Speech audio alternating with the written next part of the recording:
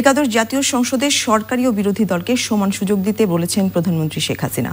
বিরোধী দলের সমালোচনায় কোনো বাধা দেয়া হবে না বলেও জানান তিনি। প্রথম অধিবেশনে ডক্টর শিরীন শারমিন চৌধুরী স্পিকার ও ফজলে রাব্বি মিয়া ডেপুটি স্পিকার হিসেবে আবারও নির্বাচিত হয়েছেন। ওবায়দুল রশিদের রিপোর্ট। একাদশ জাতীয় সংসদের প্রথম অধিবেশনের শুরুতেই স্পিকার হিসেবে ডক্টর শিরীন শারমিন চৌধুরীর নাম প্রস্তাব করেন সড়ক পরিবহন ও সেতুমন্ত্রী ওবায়দুল কাদের।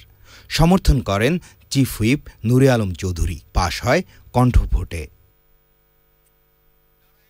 রাষ্ট্রপতি মোহাম্মদ আব্দুল হামিদ স্পিকার ডক্টর শিরীন শারমিন চৌধুরীকে শপথ পাঠ করানোর পর সংসদ অধিবেশনে আসেন।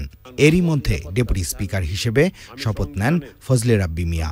তাদেরকে অভিনন্দন জানিয়ে বক্তব্য রাখেন সরকারি এবং বিরোধী দলের সংসদ সদস্যরা।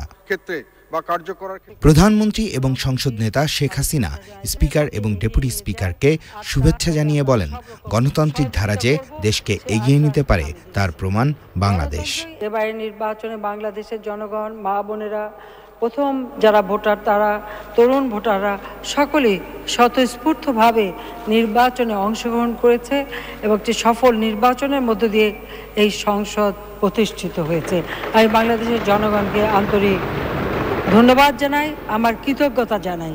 সংসদ নেতা হিসেবে আমার দায়িত্ব সংসদের সকল সদস্যের অধিকার যেমন দেখা, আর সেই সাথে সাথে মাননীয় স্পিকার আপনি স্পিকার হিসেবে সকল সদস্য যাতে সমানভাবে সুযোগ পায়, এখানে সরকারি দল বিরোধী দল সকলেই যেন সমান সুযোগ পায়, অবশ্যই আপনি সেটা দেখবেন। এ ব্যাপারে আপনাকে আমরা সব রকম সহযোগিতা করব, সে আশ্বাস আমি দিই। সংসদ কার্য পরিচালনার জন্য সব ধরনের সহযোগিতার আশ্বাস দেন প্রধানমন্ত্রী শেখ হাসিনা। আমাদের সবসময় মনে রাখতে হবে যে আমাদের ভোটাররা যারা আমাদের নির্বাচিত করে এখানে পাঠিয়েছেন, তাদের সার্বিক উন্নয়ন, তাদের স্বার্থ সংরক্ষণ এবং দেশের জন্য একটি শান্তিপূর্ণ অবস্থা বিরাজ করে, বাংলাদেশ জঙ্গিমুক্ত, মাদকমুক্ত, দুর্নীতিমুক্ত একটি উন্নত সমৃদ্ধ দেশ যেন গড়ে ওঠে এবং দেশের মানুষের জীবনে যেন শান্তি নিরাপত্তা নিশ্চিত হয়, সেটাই আমাদের সবসময় লক্ষ্য রাখতে হবে।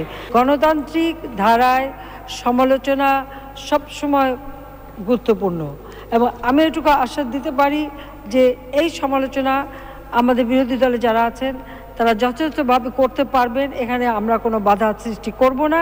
পরে সভাপতি মণ্ডলীর মনোনয়ন অনুষ্ঠিত হয়।